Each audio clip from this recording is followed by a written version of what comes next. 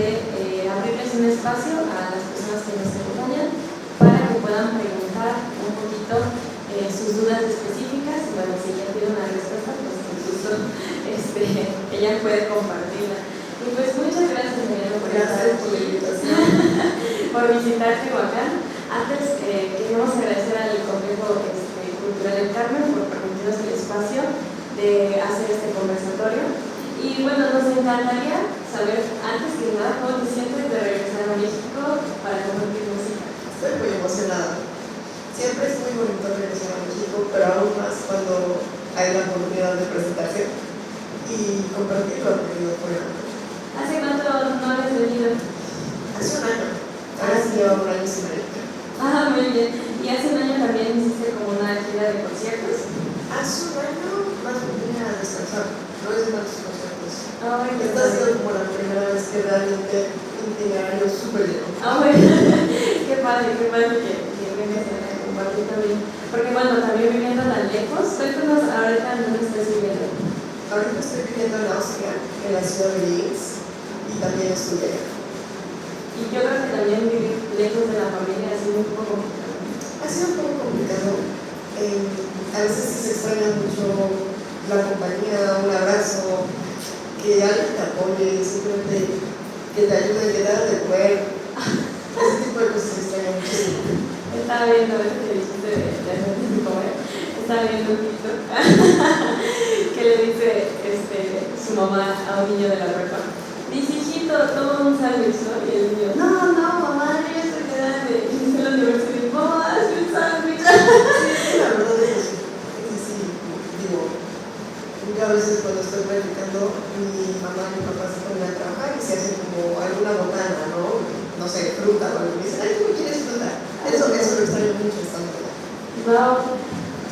Mientras estábamos leyendo tu semblanza, vimos que desde muy joven te fuiste, ¿no? ¿A los cuántos años partiste al extranjero? Yo me fui con 15 años. 15 años. Ah, no, eras muy chiquita. Y ahí, por ejemplo, a los 15 años tú ya estabas muy decidida de que querías ser pianista. Realmente no.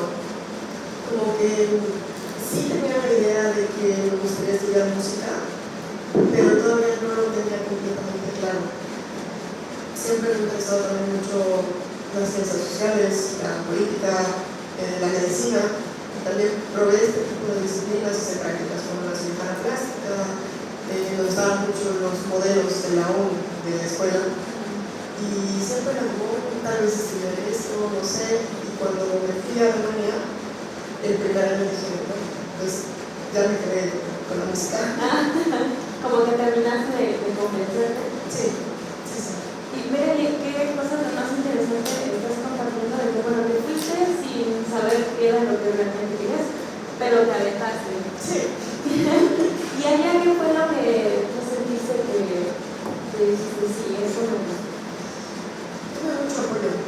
Yo llegué a una convocatoria en un colegio con especialización en música y desde la primera clase que tuve con la maestra me dijo, ¿sabes qué? Tú tienes un nivel muy bueno. Sí hay muchas cosas que trabajar, pero yo te aconsejo que vayas, te presentes al conservatorio y toques para algún profesor o profesora. Y eso fue lo que hice, me preparé y eventualmente llegué con la profesora Alexandra Romerick y ella me apoyó bastante. Wow. ¿Aquí estudiaste previamente en alguna escuela o...? Estuve en un centro cultural donde empecé a tocar piano que se llama Explorartes, en Cuernavaca, que ya tristemente ya no existe. Y después tomé clases privadas con una soprano pianista japonesa, también en Cuernavaca, que se llama Aki Kokorito. Muy talentosa. ¿Y ahí empezaste tu iniciación musical? ¿Podríamos decir? Sí. ¿A los cuántos años? 3 años. A los 3 años. Wow. Sí, entonces toda tu formación pues desde muy pequeño. Sí. Ahí, ¿tú sientes que es una ventaja estudiar desde muy pequeño? En parte sí. Sí, porque desarrollas muchas habilidades que si empiezas un poco más tarde te puede costar más trabajo, pero yo también he visto gente que empezó con 14 años o algo así y tocan increíble, así que es una cosa un poco personal. Sí, como la decisión, ¿no? De Sí. querer hacerlo, ¿no? O tal vez, fíjate que estábamos comentando con una maestra esta cuestión de la edad, ¿no? Que creo que en la música hay mucho tabú, ¿no? De que si eres muy joven puedes hacer muchas cosas, pero bueno, hay muchas ramas también de la música en las que uno se puede desempeñar.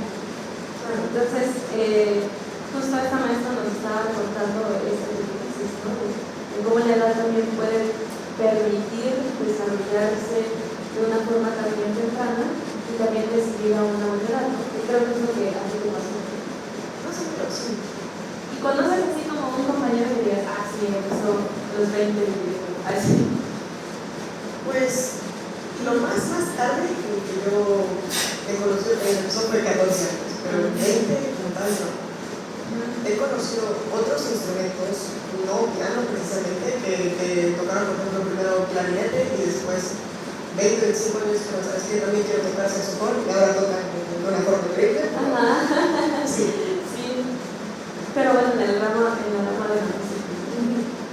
Oye, ¿y tus papás qué dijeron a la hora de que te fuiste? ¿Ellos ya sabían la decisión que estabas tomando o solo les dijiste de sorpresa? Ya sabían que estaba la intención de irme, pero cuando yo ya se los presenté de una forma más formal, yo ya tenía todo.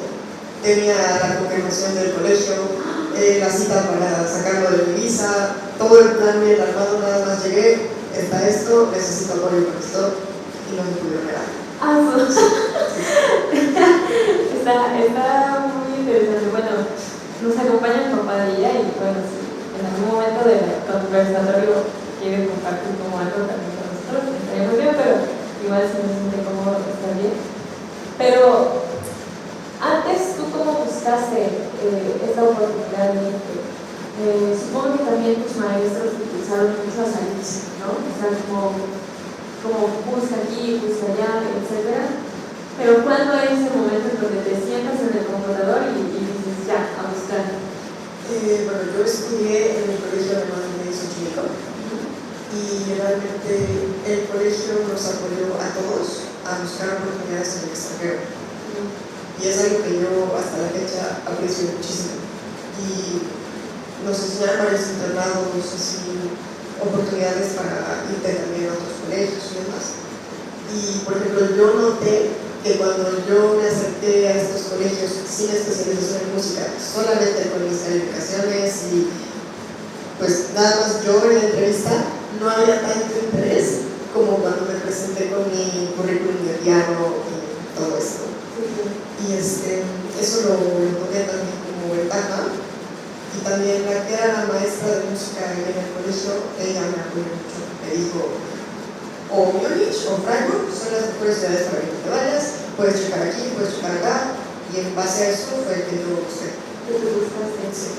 Oye, pero qué padre, o sea, ya tenías, bueno, obviamente como empezaste también muy joven, como tu carrera pianística, tu CV también se fue como nutriendo, ¿no? Sí, sí. En la parte de toda la música que estabas haciendo.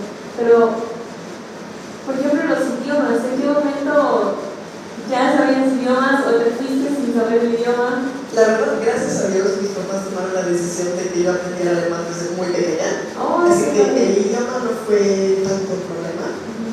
Al llegar sí era difícil, que todos me hablaran alemán y yo entendía como la mitad de lo que me decían. Sí. Pero pues hoy en día no tengo ningún problema con el idioma.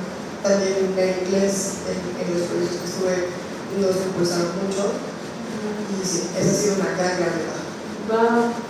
Y fíjate que a veces como músicos o como profesionales queremos especializarnos solamente en lo que estamos haciendo. Por ejemplo, ¿no? Que solamente te hubieras dedicado al piano, pero no hubieras abierto la oportunidad del aprendizaje de los idiomas, tal vez a lo mejor esa oportunidad hubiera sido también un poco compleja, ¿no? Yo creo que sí. He conocido a muchos músicos que hablan su idioma natal y el inglés, y a pesar de que son brillantes, sí se enfrentan dificultades a adaptarse en el entorno social. Sí, claro. Pues más que nada por la comunicación, ¿no? Sí. a veces en el español no nos entendemos, luego en otro idioma se vuelve aún más complejo, ¿no? Entonces la interacción, la comunicación pues es algo importante para hacer cosas. Es muy importante. Oye, y por ejemplo en el ritmo que venías estudiando de los 15, 14, 12 años aquí en México y de repente llegas a estudiar la prepa y música en Alemania, ¿cómo fue el cambio de culturas, en el caso por ejemplo del ritmo que hace poco estábamos hablando tú y yo, el nivel de ritmo en el que van las personas? ¿Cómo sentiste ese cambio? Realmente fue difícil. Primero, llevar todas mis materias en alemán fue para mí algo muy extraño. La gente en Alemania es agradable, pero al principio es muy cerrada. Entonces te enfrentas un poco a venir de una cultura que es así de apapachar a todos y muy cálida, a gente muy fría y toma tiempo también. Y por otro lado también la cuestión de música, sí, en el colegio yo tenía un nivel bastante alto, pero enfrentarme ya a chicos del conservatorio sí fue difícil, porque yo traía varias cuestiones como técnicas que pulir y sí me costó trabajo, pero sí fue bastante trabajo. Y por ejemplo, ese trabajo, porque bueno, nosotros aquí yo veo por ejemplo a los estudiantes que se les exige un nivel, ¿no? Y bueno, tienen miles de ocupaciones, ¿no? Pero ¿cómo lograste lidiar entre tus materias de la prepa y agregarle ese bastante trabajo que necesitabas cubrir para el tiempo, ¿no? Poniendo prioridades. Y la verdad es que al momento que yo dije, tal vez un terrible consejo, porque están los dos estudiantes, pero al momento que yo dije, ok, quiero dedicarme a la música, era más bien enfocarme en pasar mis materias como fuera y sacar bien lo de música. Y había maestros que tenían como mucho entendimiento con esto. Yo nunca fui buena en matemáticas, nunca. Y las maestras que yo tuve en el colegio de matemáticas decían, bueno, con que pases, está bien. Y me apoyaron mucho en ese sentido. Sí, porque a veces siento que creemos que tener, por ejemplo, la prepa, ¿no? Sacar 10, que es importante tener siempre buenas calificaciones, porque también las becas, también supongo, ¿no? Que también tienen los promedios, pero como dices, ¿no? Si la decisión ya está hacia la música, pues tomar las prioridades hacia la música.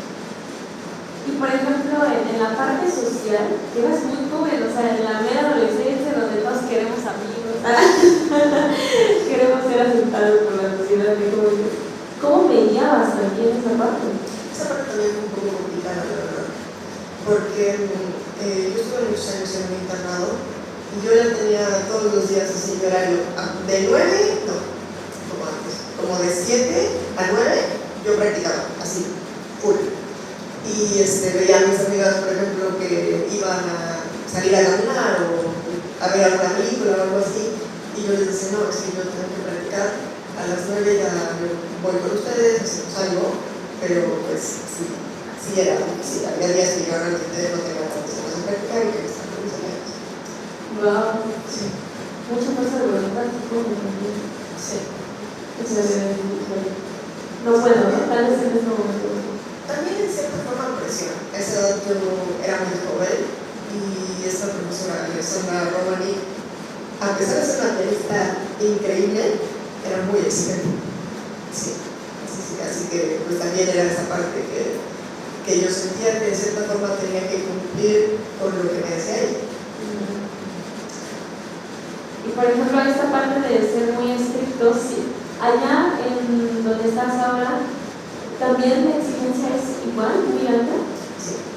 En general, todos los conservatorios de Alemania y Austria el nivel es muy alto. Pero también hay distintos tipos de enseñanzas. Hay maestros que vienen de países como por ejemplo Azerbaiyán, Rusia, Ucrania. Esta profesora Alexandra Romani, ella era de Yugoslavia. Y traen un tipo de educación, digamos, muy particular. A diferencia que si vas con un profesor de Italia, Países Bajos, este tipo de lugares, que suelen ser un poco más, tener un poco más de tacto. Por eso, sí, depende mucho también cómo tú te sientes con el profesor.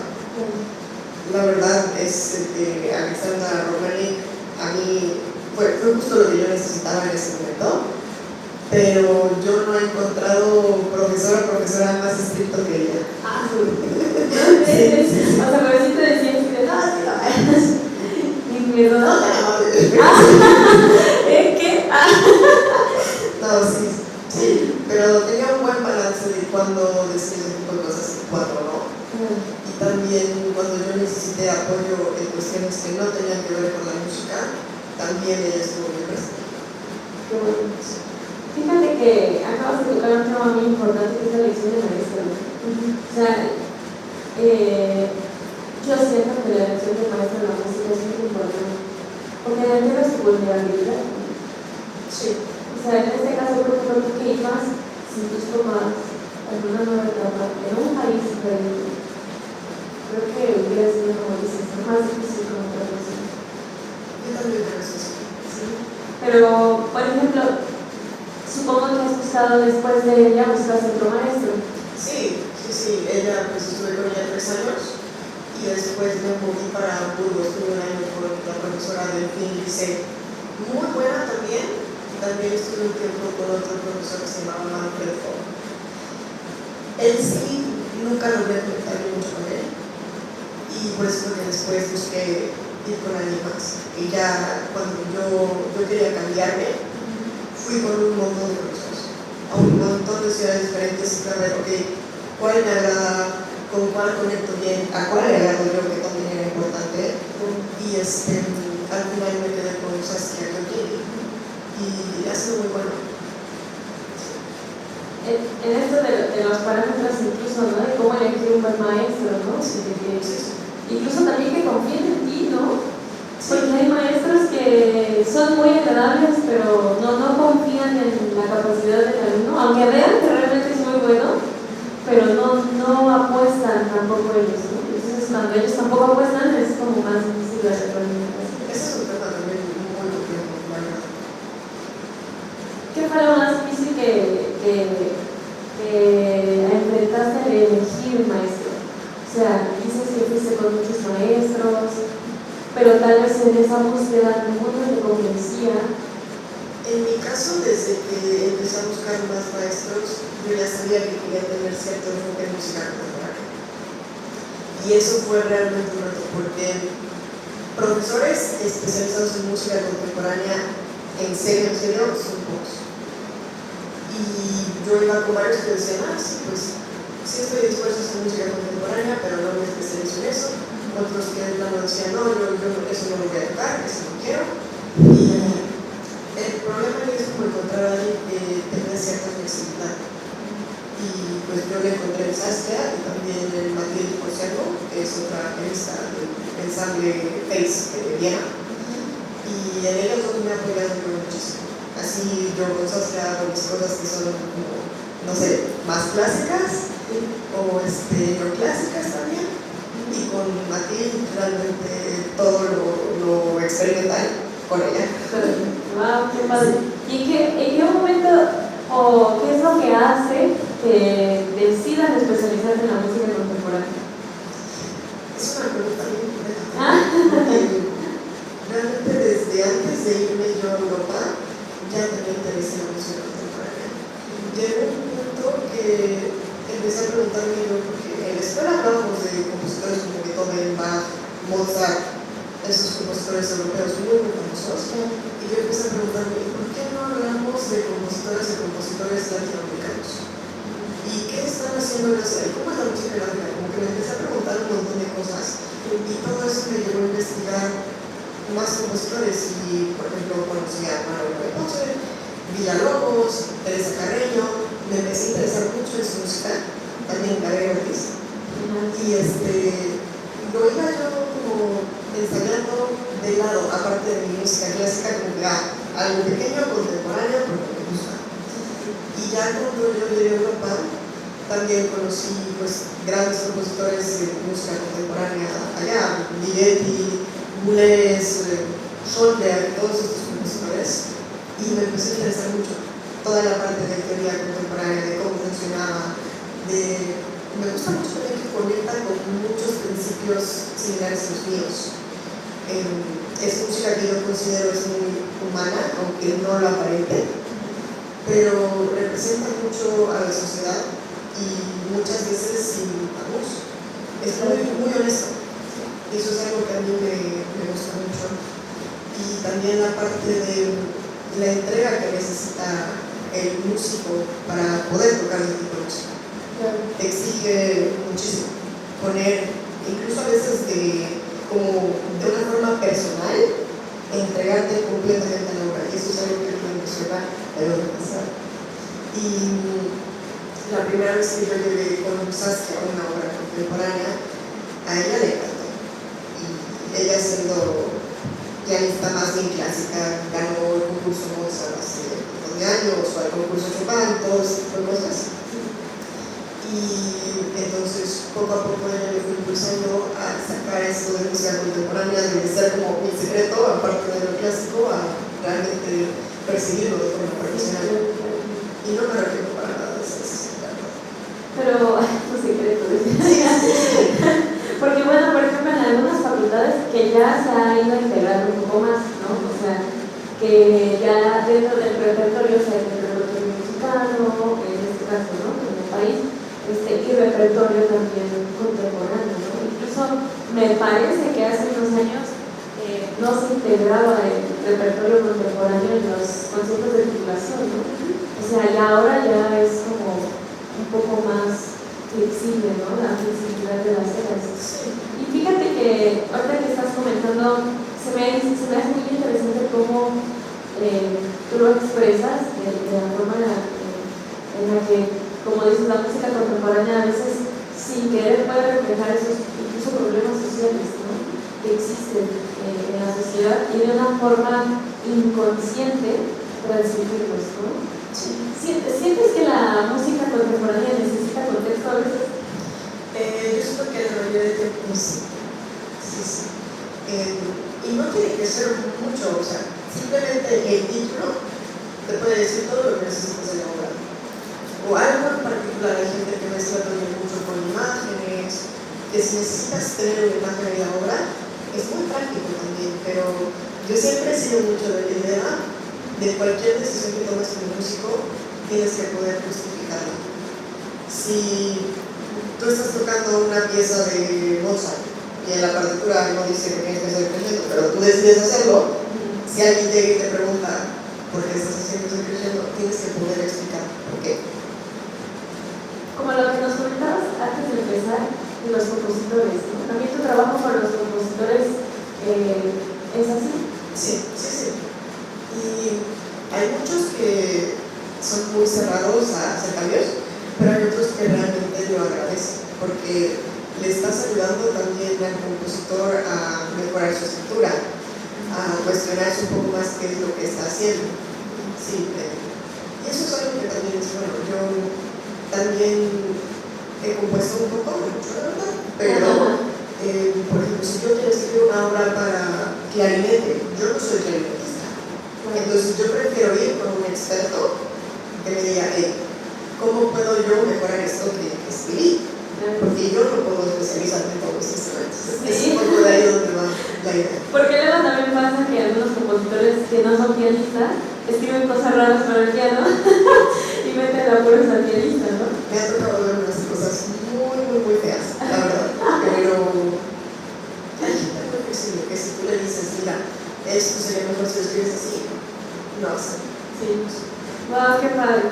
Y qué padre, yo creo que también la humildad de la música es una cosa muy importante, ¿no? Como dices, yo si compro algo para clarinete, pues necesito conocer al experto, ¿no? O sea, porque él toca ese instrumento, ¿no? Tiene una visión más clara de lo que existe, ¿no? De lo que sabe, ¿no? Pero qué padre. Cuéntanos un poco del programa que vas a presentar, ¿no? Bueno, el programa que voy a presentar incluye muchas obras que me han acompañado durante este año. Está muy inspirado en la danza. No lo pensé en un principio con esto, pero al final realmente sí quedó así. Como primera obra voy a tocar los Techno-Etus de la compositora japonesa Karin Tanaka. Son 3 estudios para piano inspirados en la música techno. La compositora lo describe como ritmo, velocidad y techno. Más que eso, no se necesita para entender las obras. Y después voy a tocar 3 preludios de Gabriela Ruiz. También son obras que he tocado de hace muchos años. Y son como miniaturas llenas de intención. Tienen unos colores muy interesantes y también que se relacionan mucho con la cultura mexicana. Después, otra obra de ella que se llama Sumo Ikei, que está inspirada en la bailarina Sumo Ikei. Es un homenaje a ella. Es una obra preciosa, también es de mis preferidas en el repertorio contemporáneo. Después, 3 estudios para piano de Mancaro, siguiendo la idea de los 3 estudios. Estos estudios están más inspirados en la música jazz. También tienen muchas particularidades. Están como que muy conectados con la música de Bach. Y sí, suenan bastante sencillos, pero son muy complejos. Después de Lila Paredes, otra obra para piano poco presentada de ella, que se llama Recordando Celia. Es un homenaje a su maestra de composición, Celia. Y esta es una obra un poco más experimental. Ella prueba distintos sonidos y también toca, por ejemplo, las cuerdas del piano. Explora mucho el instrumento de una forma distinta. Y también me comentabas que Lila Paredes es de aquí, de Tehuacán. Yo lo sabía. De hecho, estábamos viendo un libro, porque el maestro Henry va a hacer su maestría en música mexicana, y escogió compositores que viven, que hayan nacido aquí, y nos enteramos que la maestra es de aquí, así también como Juan Joaquín Gutiérrez Heras, también es de Tehuacán, y bueno, cuentan sus historias. Hay más historias, o hemos encontrado más historias de la maestra, pero sí, ella es de acá. Bueno, nació aquí, según los libros.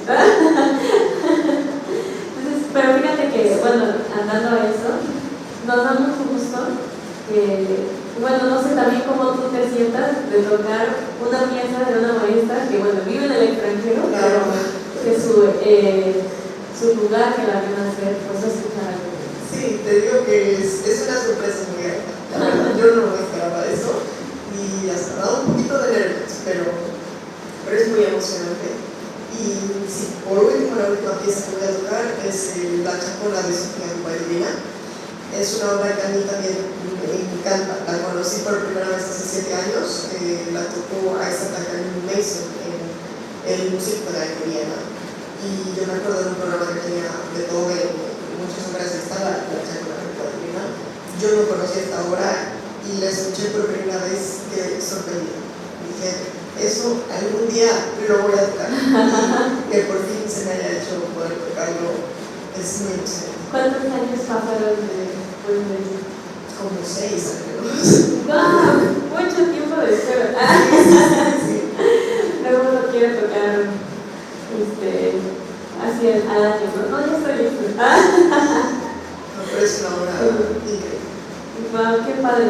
Este es el programa que vas a presentar al rato en la Sala Cultural Henry Pacheco. Todos están invitados. Va a ser un programa muy interesante, algo muy nuevo de escuchar. Y pues muchas gracias por también aceptar, venir y compartir con nosotros. Pero ahora te voy a hacer unas preguntas un poco más personales. ¿Qué le gusta a Ariana hacer en sus hobbies? Que no sea de piano. Me gusta mucho dormir. Soy muy fan de las siestas. Unas 4 al día. Pues al menos una de 2 horas. Sí. Siempre es bueno. Pero también me gusta mucho leer. Bueno, pues a veces también está bien. Salir a caminar, hacer ejercicio. Sí. Sobre todo cuando no estoy en mi casa. Me gusta ir a explorar. ¿Qué tiene que ofrecerme este nuevo lugar para agarrar inspiración? Y sí me ha pasado, por ejemplo. Estuve en Noruega por primera vez el año pasado y tenía un rato libre y dije, bueno, una hora, terminé caminando 4 horas. Sí.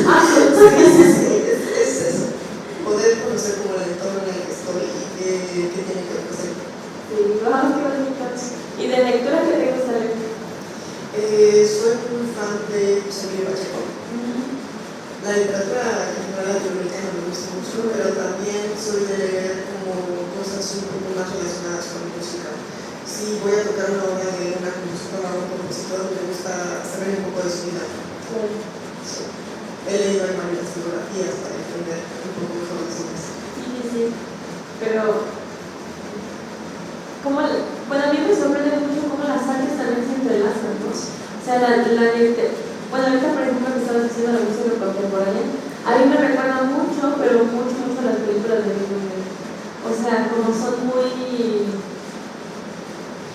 ¿cómo explicarlo sin decir contemporáneo? Muy inesperadas, ¿no? Muy...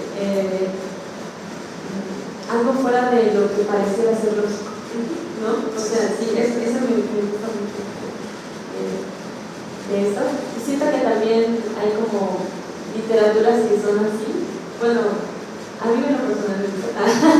No me lo preguntaste, pero te lo estoy contando. Pero por ejemplo, ¿te gustan otras lecturas, por ejemplo, novelas o cosas así? ¿No? Como que soy mucho de hacer las mismas cosas. Ya sé que me gusta esto, entonces voy por eso. Sí. Ok, muy bien. Ahorita que, ¿cómo se llama? Que estás regresando a México, bueno, que ya has venido y todo. ¿Cómo sientes la comida? La comida mexicana no tiene comparación, la verdad. Es increíble la comida mexicana, la calidad de la comida, las frutas, las verduras, el maíz, los frijoles, los postres, todo. Sí, yo siempre llego y quiero comer todo. Incluso las frutas, ¿no? Me estabas diciendo que no tienen el mismo dulzor. Sí, es muy diferente. Ni siquiera tiene el mismo. ¿En serio? O sea que como son más pálidas. Son más pálidas. La piña es una de mis frutas favoritas. Allá es de color blanco. Y no sabe qué. Por eso es que llegar acá es comer un montón de fruta y pues disfrutarlo el tiempo que dure.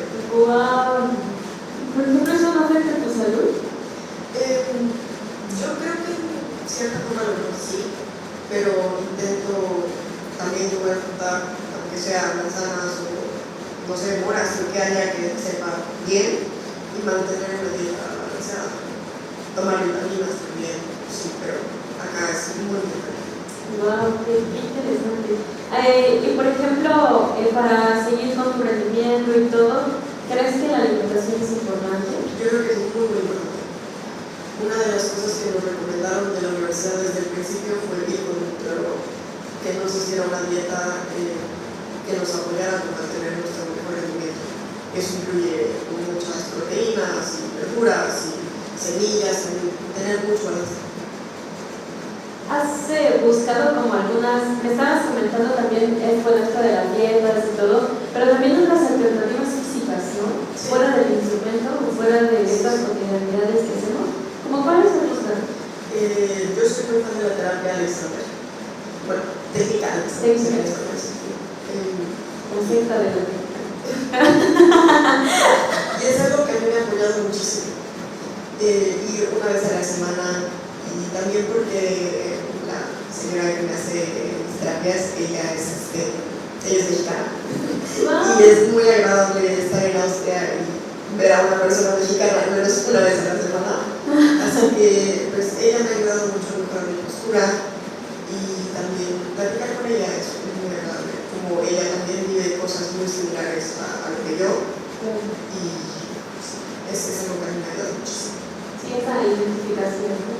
Sí, así también te ayuda mucho como para antes de presentarte saber qué hacer. Sí, porque muchas veces uno está como muy perdido y eso te hace que te pongas más nervioso. Si sabes con qué manera como sobrellevarlo, es mucho más fácil. Sí, es verdad. Sí. Creo que también la preparación, ¿no? Antes de salir al concierto es muy importante. Sí. Incluso la persona, la seguridad que uno forma antes de pasar el tiempo. Sí. Y también en cuestiones de práctica y técnica. Fue algo que a mí me ayudó muchísimo empezar a ser más consciente de cómo reaccionaba mi cuerpo cuando yo hacía cierto método con los dedos. Sí, desde entonces como que te vas fijando qué se siente bien, qué no se siente tan bien, y te puedes dar cuenta incluso cuando algo no suena bien en base a eso. Wow, qué interesante tener estas alternativas, ¿no? Porque a veces como, bueno, me ha tocado ver, ahora ya hay mucha apertura, o sea, creo que la apertura ha sido algo que ha crecido mucho, pero antes era como instrumentos, o la misma postura, ¿no? Que sí hemos visto pianistas que tocan demasiado informados, pues puede ser muy fatal para su cuerpo, ¿no? Que el cuerpo pues es nuestro primer instrumento, ¿no? Entonces hay que cuidarlo. Claro. Pues muchas gracias, Ariana, por compartir todas estas cosas con nosotros. Teníamos mucha intriga en conocerte también, en preguntarte estas cosas.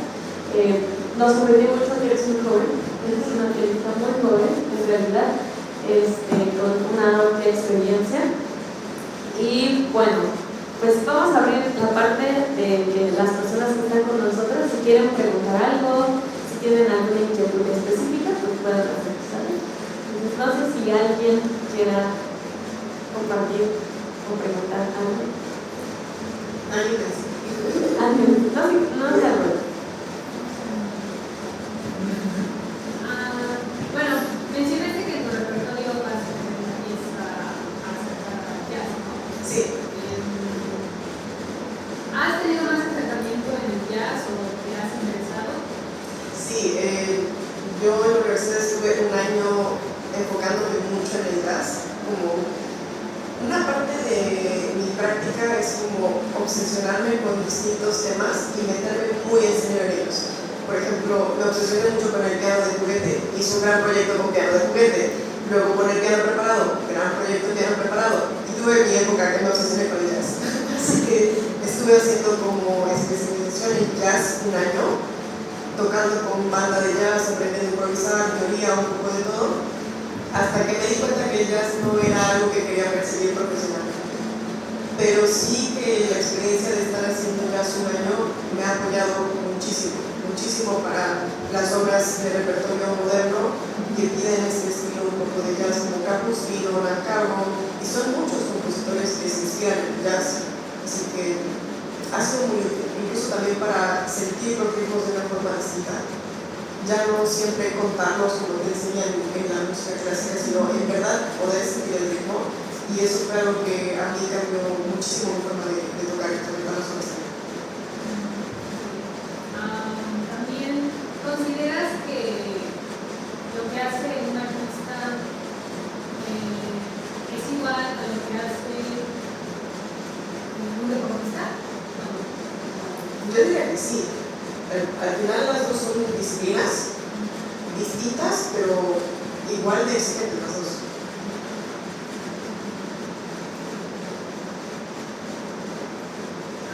¿Cómo es tu proceso de estudio? Mi proceso de estudio puede ser muy distinto.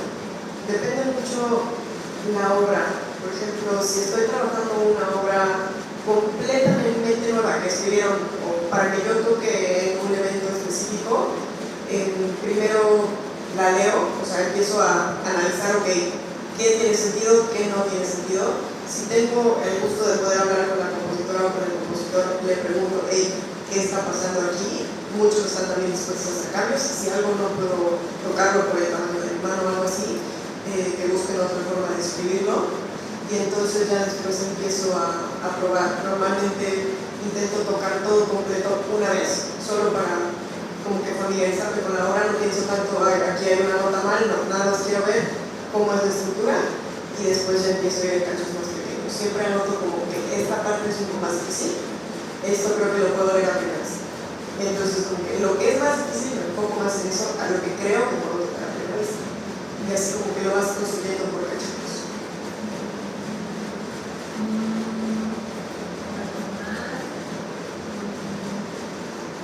¿Cuál consideras que es la diferencia entre tocar una obra de hace 400 años y una obra actual? Y que puedas tener contacto directo con el compositor. No solamente por contexto, por historia de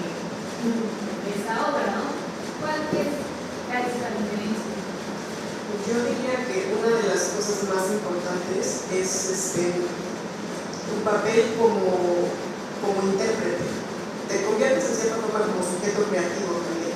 Tú estás ayudando a la compositora, al compositor, a que su obra tenga vida.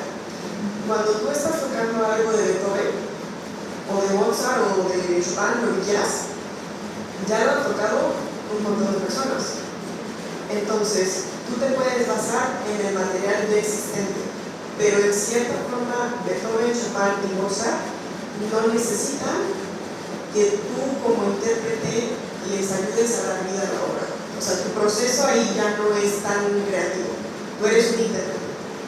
Cuando tú tocas repertorio moderno, el compositor o la compositora necesitan que tú te entregues de forma creativa, que tu interpretación sea distinta, que conecte con lo que están intentando transmitir ellos.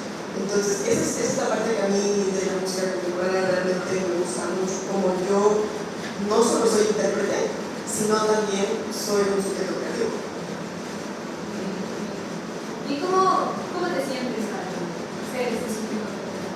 Al principio da mucho miedo, porque tú ves la partitura y quieres hacer todo como está escrito ahí, pero muchas veces no se puede. Y entonces tienes que encontrar alguna forma que sea similar a lo que está escrito.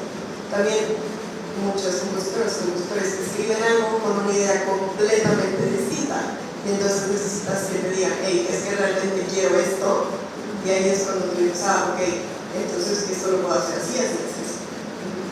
Sí, es mucho de buscar soluciones y estar abierto también a errores. Hay partes de las obras que voy a tocar hoy, por ejemplo, que están escritas de una forma distinta, pero yo las he adaptado a mi manera, a lo que me es posible a mí y a lo que me agrada a mí. Sí. Yo tengo unas cuantas preguntas. A ver. Sebastián, empieza.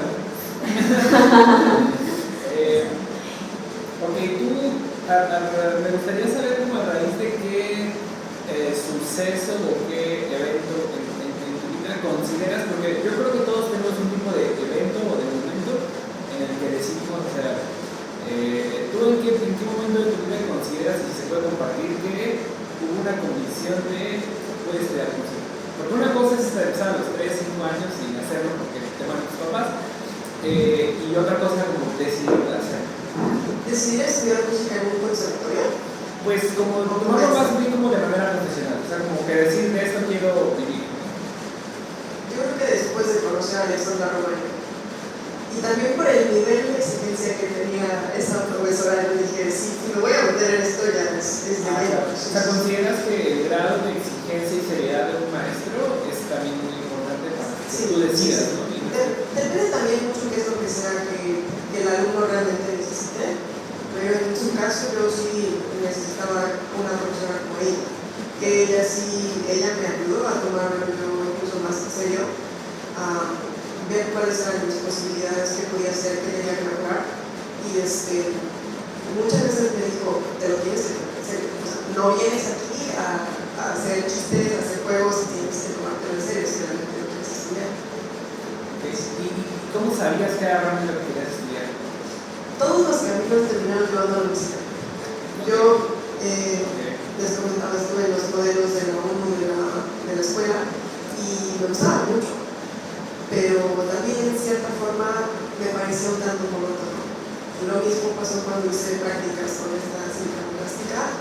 Las primeras operaciones que yo vi estaba fascinada, pero después ya la tercera, la cuarta era como es el mismo proceso, y entonces ya no me gustó. Es una cosa que a mí no me gusta mucho, es la monotonía en un trabajo, y la música siempre te invita a probar cosas nuevas. Ok, bien. Otra más. Bueno, varias más. ¿Tú cómo consideras, o qué opinas que el sistema de educación musical profesional de forma pues suele abarcar siempre compositores, Bach, Beethoven, etc.? ¿Consideras que es necesario hacer un tipo de cambio? ¿Qué tipo de cambio tú sugerirías y cómo lo llevarías a cabo? Hablando de que tal vez se toquen más compositores ya sean mexicanos o de donde somos o compositores vivos, porque es algo que no es usual hacer eso en los primeros años de estudio.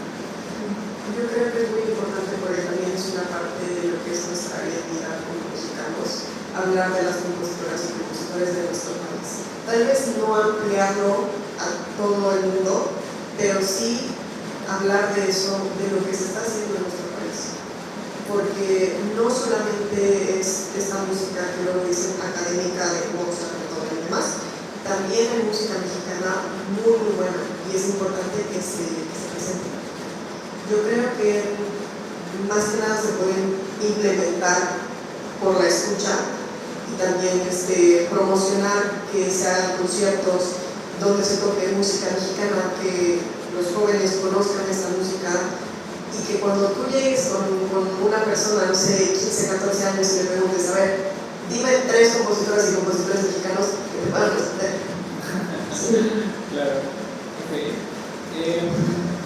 Últimas dos. Yo particularmente, y curiosamente, recién como soy médico, trabajo con muchos adolescentes. No sé, me siento bien trabajando con ellos, pero tú, que de alguna manera no estás tan lejos de lo que pasaste en tu adolescencia, ¿cómo consideras que fue vivirla y al lado de la música? Porque muchas veces puede ser un proceso muy frustrante para un adolescente que tiene poca tolerancia a la frustración o que está acostumbrado a que, no sé, las cosas salgan bien pronto.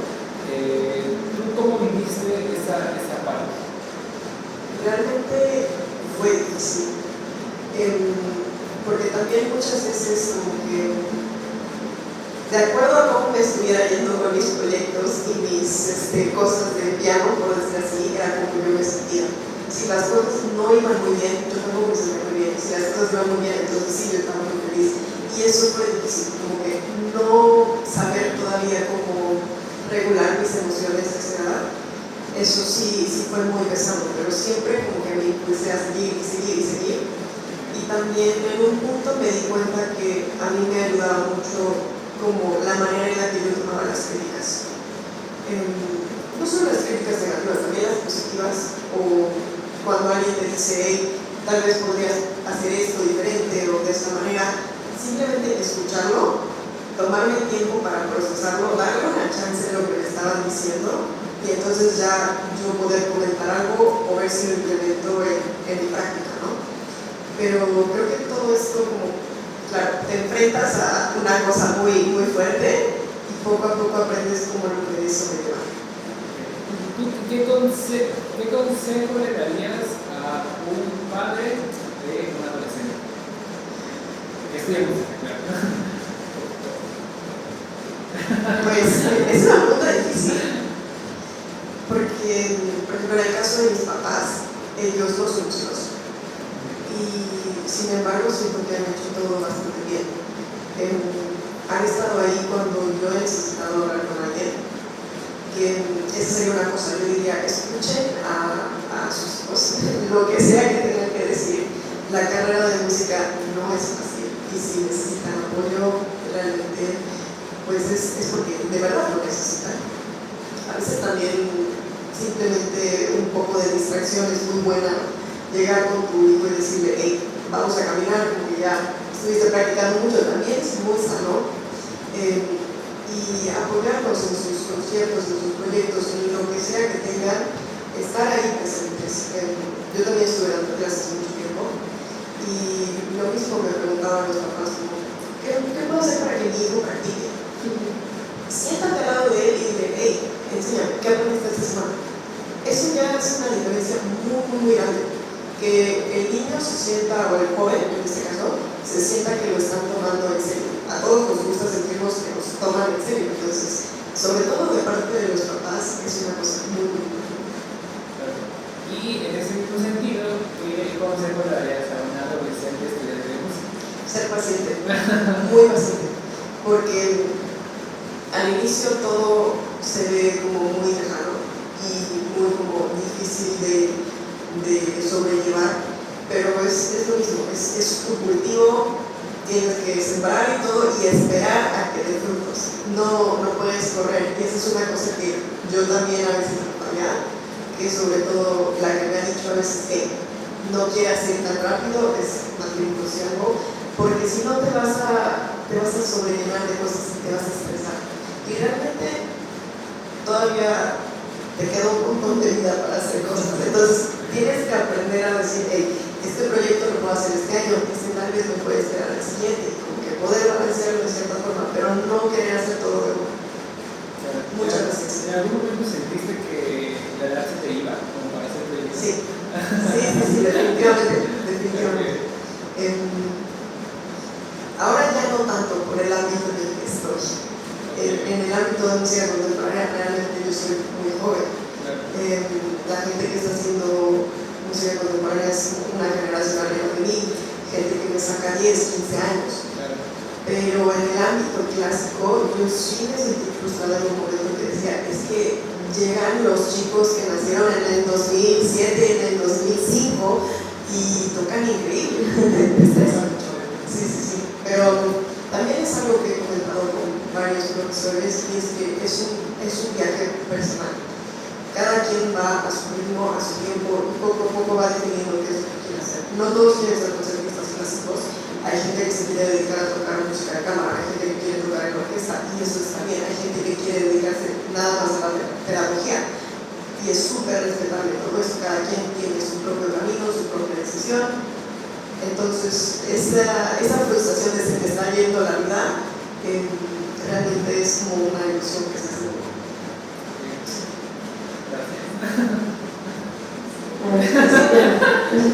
Tengo una sola pregunta.